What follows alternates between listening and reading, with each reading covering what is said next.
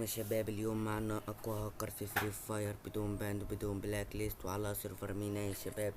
تفعيلات الهاكر يا شباب فيه ام فاير وايم سكوب وكل شي يا شباب، وفيه سبيد يا شباب بدون باند وبدون بلاك ليست والله. ويلا نفرجيكم قوة الهاكر وفي اخر الفيديو طريقة التركيب.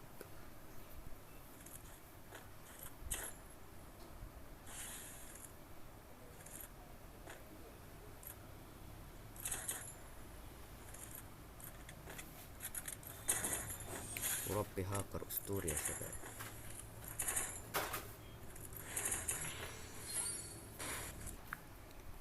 ربي يا شباب هاكر مرة اسطوري.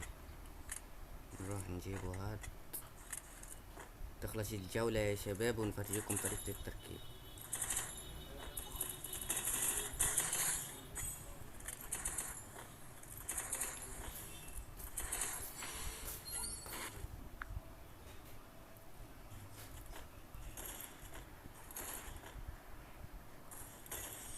شباب وربي هاكر اسطوري. شباب اللي يقول لي فيه لاج وربي مو فيه لاج، بس لان تليفوني يعني او جهازي ضعيف مرة. تخيل جهازي 2 رام وافتح فري فاير واثور وافعل هاكر عليه، يعني ما تبغى يكون فيه لاج. فيه فيه لاج اكيد، يعني يكون فيه لاج. هيا يا شباب اخر جولة ونفرجيكم الهاكر، والله هاكر اسطوري.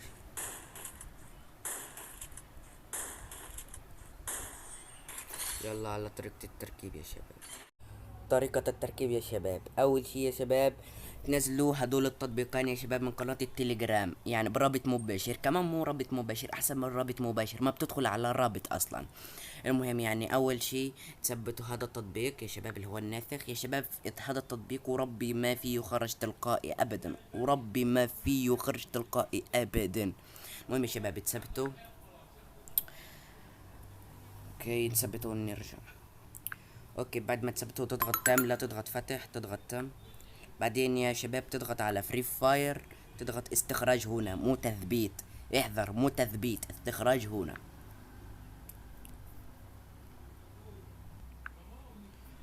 اوكي بعد ما يستخرج يا شباب تدخلوا تثبتوا له فري فاير هيك يا شباب، تضغطوا عليها بعدين تضغطوا تثبيت. هاني يا شباب تاني واحدة. اوكي اوكي بعد ما تثبتوها تضغطوا تم مرة اخرى، تم. بعدين تطلعوا تروحوا للتطبيق الناسخ، تعطوا له الصلاحيات يا شباب، صلاحيات آمنة والله. تعملوا أول اشي هان التطبيق، تثبيت التطبيقات الغير معروف. بعدين يا شباب تضغطوا على accept، تضغطوا على accept. بعدين تضغطوا على علامة الزائد أو الإضافة. شباب وربي هكر اسطوري هاد لحد الحين، وربي متحمس له مرة، بصدم أصدقائي بيه. المهم يعني بتعطي له السماح، بعدين ترجع، بعدين تضغط على فري فاير ماكس، بعدين تضغط على اكسبت. هون يا شباب تضغط على اكسبت تاني، بعدين دخلك على متجر بلاي. مهم يا شباب، هون يا شباب اهم خطوة وربي اهم خطوة، ما تظهر معك فري فاير. شو تسوي؟ دقيقة بس، هو يدخلك على فري فاير، يدخلك على المتجر، سوري تطلع من المتجر. المهم ما يدخلك على فري فاير ولا تظهر فري فاير اصلا. شو تسوي؟ تضغط يا شباب على علامة الزائد هان اللي بالاخضر يا شباب، هان تضغط عليها، بعدين تضغط على اول واحدة، تضغط على هاي اول واحدة،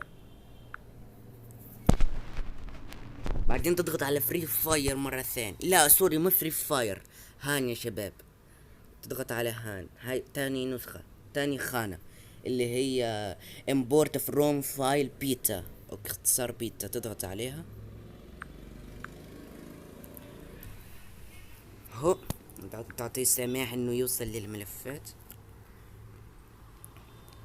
هون يا شباب تقول لي انت ليش عملت استخراج للتطبيق، مش سان هاي الحتة بالذات. المهم تضغط للداونلود، بعدين تضغط على هان، هاي يا شباب هاي الفري فاير هاي. اوكي اوكي. مو خانة الفري فاير يا شباب، الخانة اللي هي مكتوب عليها، دقيقة بس نفرجيكم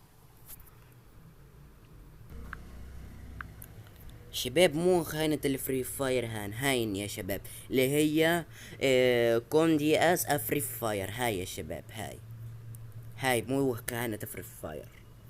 اوكي، ترجع بس تضغط عليها ويطلع لك تلقائي اللي هو تظهر معك فري فاير، تحتها كلمة اونلاين او اونلاين، تضغط عليها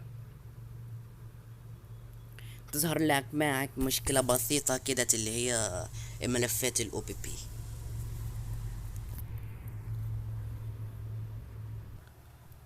اوكي نستنى بس، تظهر معك هاي المشكلة اللي هي الاو بي بي، ملفات الاو بي بي، تظهر معك خانة بيضة كده وبالفوق الكلام بالانجلش.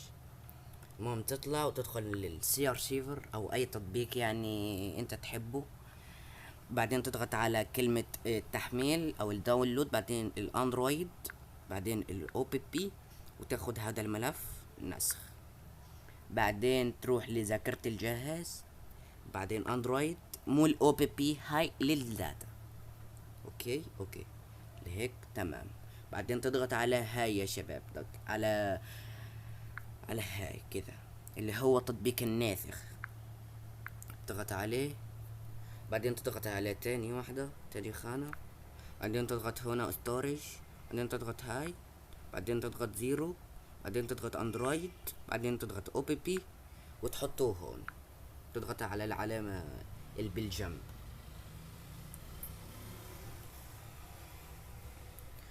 اوكي، بعدين بعد ما يخلص التحميل تضغط على فري فاير، تلقى الملف يتحمل كده، بعدين تطلع، بعدين تمسح فري فاير، مو الناسخ، فري فاير مو الناسخ، بعدين تدخل لفري فاير مرة ثانية يا شباب.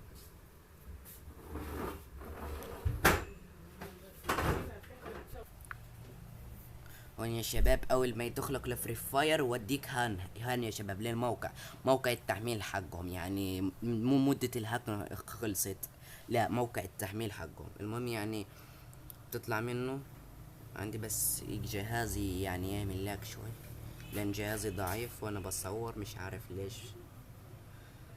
تدخل الفري فاير مرة ثانية، بعدين تلقى قائمة الهاكر يا شباب، هاي قائمة الهاكر ظهرت، دقيقة بس بتعمل كراش ثانية ثانيتين. هاي يا شباب التفعيلات، وربي يا شباب اقوى هاكر بالعالم. اول شي يا شباب تفعيلات، يعني مو تاخذ بلاك ليست ولا يعمل كراش يا شباب. فكرة انك تاكل باند مستحيل مستحيل مستحيل، ولا فيه بلاك ليست الا لو فعلت هاي الاشياء. شو هاي الاشياء؟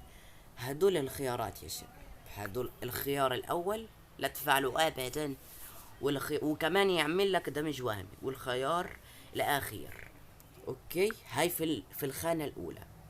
وفي الخانة الثانية اللي هي الكشف، لا تفعل الخيار، لا تفعل هذا الخيار اوكي، ولا هذا الخيار. هدول يا شباب شو؟